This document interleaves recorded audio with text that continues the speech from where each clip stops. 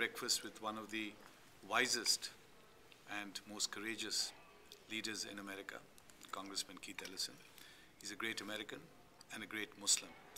And in his life, in his thought, in his ideas, in his words, in his actions, he shows that you can be a great American and a great Muslim at the same time. And he certainly reflects that tradition within Islam in America. Muslims like Muhammad Ali and Malcolm X, he is in that tradition. Thank you so much, Congressman. Thank you, sir. Thank you.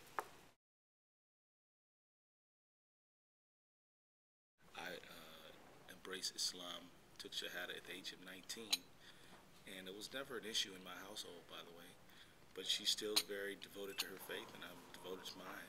And what made you convert? Was it some reading that you came across, or some kind of inspiration, or someone you met? Well, you know, it was a process. You know, when I started life out in a Catholic household, went to Immaculate Heart of Mary for grade school, went to University of Detroit High School, which is an all-boys Jesuit high school in Detroit. I admired Muhammad Ali. I thought he was the most fabulous figure around, you know, and I really admired how he was willing to sacrifice his world champion belt for the sake of his principles against the Vietnam War. I thought it was an amazing display of conscience, and I admired him, and then so I began reading about him. I read about Malcolm X, and read the autobiography of Malcolm X, and then read everything I could find about him. And that got me interested in Islam, but it didn't get me to the point. I didn't know any Muslims at the age of 16. Then one day I was driving to school right about the same time, and there was a place called the Muslim Center, which is in west side of Detroit, which is on Rosa Parks and Davison in Detroit, Michigan. And I saw their sign, the Muslim Center. I just went there, walked in, and everybody, I started talking to those guys, and next thing you know, so I had a university attachment and I had a community connection. And next thing you know, I ended up taking Shahada, and I've been Muslim ever since. I never was even thinking about what I was going to swear in on, let alone Jefferson's Quran. But it was even before my election. Even before Election Day, I was being interviewed by a Somali journalist, community journalist, who did a cable show. The interviewer said, "Well, Keith, if you win the election, you know, inshallah you'll win, and if you do, will you swear in on the Quran?" And I resisted. I said, "I don't even know if I'm going to win. Let's try to win the election first. I'm not going to start talking about what I'm swearing in on before I even win the election." He said, "But if you do, will you?" I said, "Sure, why not?" When they saw that I said this, I was pretty shocked that they picked it up because it's such an obscure broadcast. But they did. And they started sharing in this thing over in the blogs. Ellison's going to swear on the Quran. And they're just turning this thing, and they're just really whipping it up. And then I won the election, and then they kicked it up another notch. And then before you know it, it became an issue. Dennis Prager, radio host, started talking about it and how it was wrong for me to swear on the Quran, how I had an obligation to swear on the Bible, and how he was writing on this issue and speaking on it. I think there's a judge from Alabama who weighed in on it, and it just became sort of a raging issue. And one day, a very innocuous handwritten letter arrives in the mail. It was an irregular shaped letter. It wasn't legal size. And we opened it up, and it was handwritten.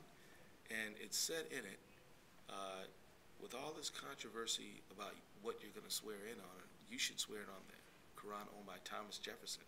Happens to be in the Library of Congress, and the reference number is blah, blah, blah. And as a matter of fact, if you call them, you might be able to arrange them to have it present for you when you swear in. I said, that's it. And who signed that? Well, I can't, the person asked me not to reveal their but name. it was some well-wisher was. And not necessarily a Muslim? No, well, the name was a Muslim. Well, I mean, my name is Keith Ellison, and I'm a Muslim, but the name was not Muslim. So I really don't know. After the entire Congress was sworn in en banc by the speaker, where there is no book, it's just we're all together, and that's the actual swearing in, by the way. After that, there is a series of ceremonial swearing-ins where you can have your family there, and the book was brought up. There was a bank, I mean, literally a wall of reporters, and they brought us up first. And all the clicking and chattering and flashing was amazing. And we administered the oath, so it was great. And the day was? The day was January 4th, January 4th, 2007. I didn't know how the Democratic leadership was going to react to me, but you know, one day Nancy Pelosi, when I really, one of the first times I met her, she reached her hand out in a handshake, grabbed my hand firmly, pulled me closer and said, "You swear in on anything you want."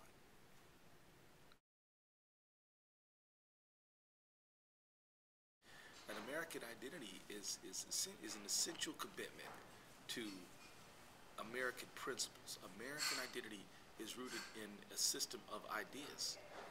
And this is different from other places around the world. Our cultural ethos is fairness, rule of law, freedom of expression. These are American ideas. Americans, I think, have a certain sense of optimism. Americans think they can solve problems. Whereas I've run into people around the other parts of the world who are far more fatalistic and feel like, well, it's been this way, this is the way it's going to be. That's not an American attitude. American attitude is, well, if it's messed up, what are we going to do about it? We have to understand that the bridges to a greater understanding won't ultimately be built by presidents. They won't be built by members of Congress.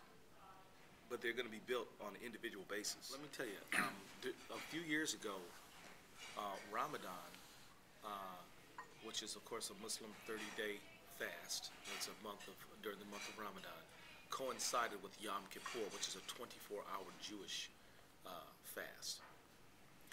And my imam and the rabbi from the largest synagogue in Minneapolis decided that we would break fast together. And you know, when the Muslims and the Christians, when the Muslims and the Jews are getting together, the Christians want us to be witness to that. So a number of them showed up. And so we had all the children of Abraham in the room. The Muslims prayed our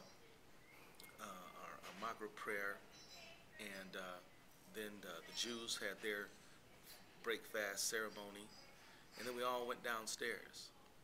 And the crowds were different. The Muslims were younger, many more people of color. The Jews were older, almost all of European descent, white-skinned people. And but it didn't matter. People sat down and began to talk about their children, talk about their grandchildren. People played with all the children who were there. But the imam and the rabbi stood up and said, we have a good problem. The good problem is 100 of you guys said you were coming, but 150 of you guys showed up. So there's not enough seats. So me and the rabbi are going to sit down on the carpet, and we're going to eat. We want you all to share your salad, share the bread, make sure everybody's well fed. And we did that. And by the time the evening was over, everyone had a great time, and everyone understood each other a little bit better. The evening was one that I believe was transformative in many ways. And we began to find our common humanity. And then what happens is that the people who want decent food to eat, a way to make a living, they want a future for their children, they want their seniors to live their golden years in dignity, we began to form a coalition of the people with the good intentions, and the people who are on the outskirts of that, the people who are full of anger, full of hate, want to blame somebody for their problems. They begin to be the isolated and the marginalized. And then, of course, you know, we just live happily ever after, I guess.